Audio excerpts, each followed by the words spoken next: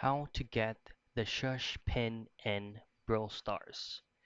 So before the update, the Shush Pin was actually available directly on the Brawl Star shops.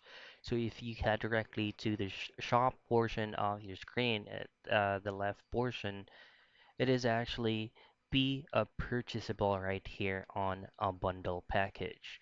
So what you want to do from here if the shush bin is no longer available is yes, you can just take an eye of the catalog availables here on the shop. You can also take time to double check and participate on the existing events depending on the update on a daily basis.